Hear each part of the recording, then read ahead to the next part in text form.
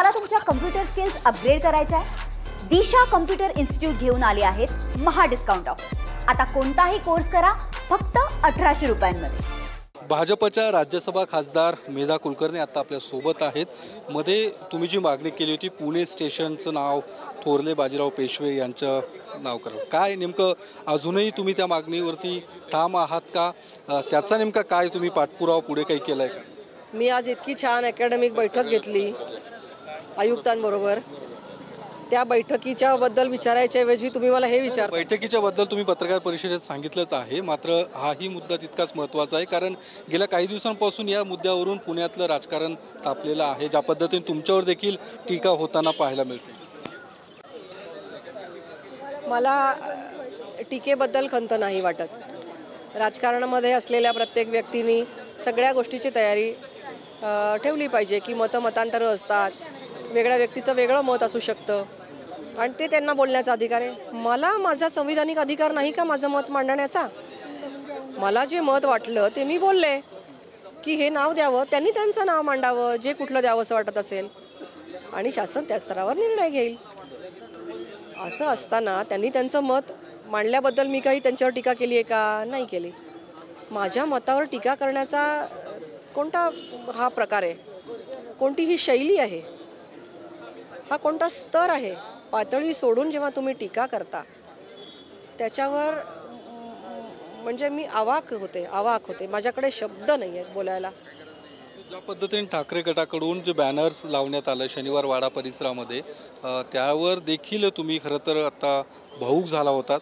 पत्रकार परिषदेमध्ये देखील तुमच्या डोळ्यात पाणी आल्याचं पाहायला मिळालं। काय हे सगळं कशा पद्धती? मला वाईट वाटतं ज्या वेळेला पातळी सोडून टीका होते। महिला राजकारणामध्ये काम करत असताना खूप गोष्टी सहन पण करतात, पण त्याला पण काहीतरी लिमिट असतं। अशा पद्धतीने पातळी सोडून करणं, मग तुम्ही महिलांना राजकारणामध्ये रिझर्वेशन देऊन फायदाच काय? जर अशा प्रकारची पोषक पूरक परिस्थिती नसेल, वातावरण नसेल तर महिला राजकारणामध्ये कशा येतील? एका मोठ्या उद्दिष्टासाठी महिला राजकारणामध्ये असण्याची आवश्यकता आहे। असं असताना वातावरण पण तसं चांगलं राहिलं पाहिजे आणि टीका करत असताना स्तर राहिला पाहिजे, यासाठी मी आग्रही आहे। टीकेला अजिबात कोणीच घाबरण्याचं कारण नाही, पण ती तात्विक टीका असली पाहिजे, मुद्द्यांच्या आधारे असली पाहिजे, अभ्यासाच्या आधारे असली पाहिजे। डिबेट ते झालं पाहिजे की ह्या नावात काय दोष आहे, बाजीराव पेशव्यांच्या नावामध्ये काय दोष आहे सांगा। ज्यांनी साम्राज्य विस्तार केला, मराठा साम्राज्याचा विस्तार केला, त्यांना शाहू महाराजांनी अपॉइंट केलं होतं पेशवेंना। छत्रपती शिवाजी महाराजांचं साम्राज्य वाढवलंय। आता याच्यामध्ये काय दोष आहे या नावामध्ये? तरी तुम्हाला दुसरं नाव सुचवायचं तर तुम्ही सुचवूच शकता ना।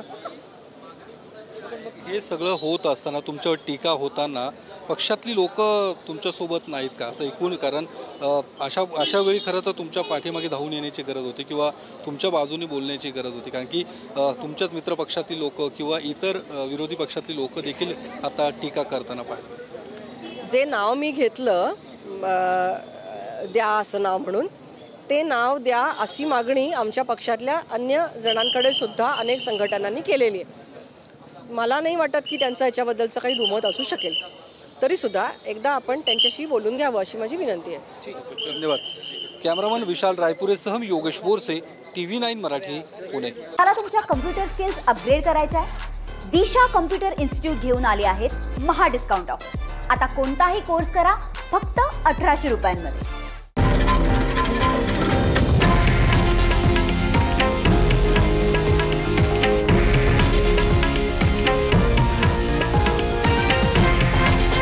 हे आहे देशातील नंबर 1 न्यूज नेटवर्क आणि आपण पाहत आहात TV9 मराठी, एकमेव।